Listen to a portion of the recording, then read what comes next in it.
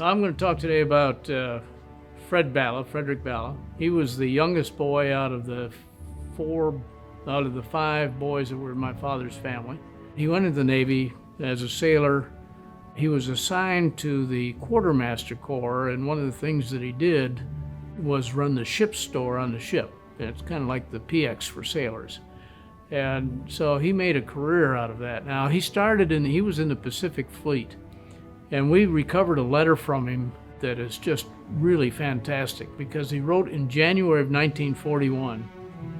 He wrote to his parents and he said, I'm being transferred from the Pacific Fleet to work in the embassy in London.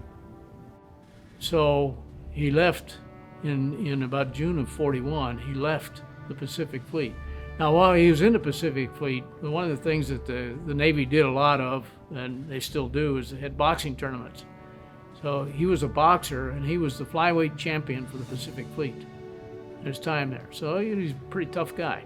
He went to England in June of 1941, joined the embassy staff there doing kind of quartermaster things.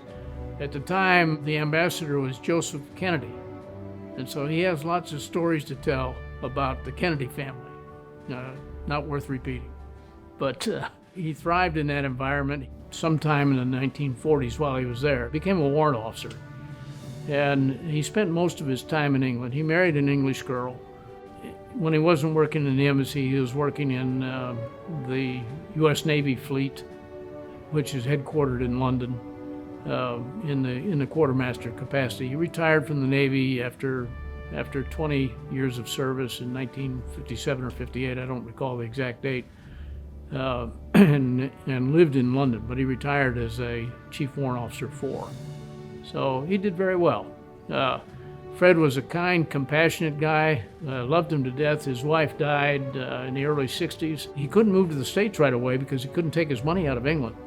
He could only take a little bit at a time. So he had to shovel money out of England over time, and then finally he sold his home there and moved back to Newburgh, New York. He lived with my parents for several years, and then he finally moved to Florida and lived down there and passed away, I'd say almost a decade before my own father did. So he died sometime in the 1980s.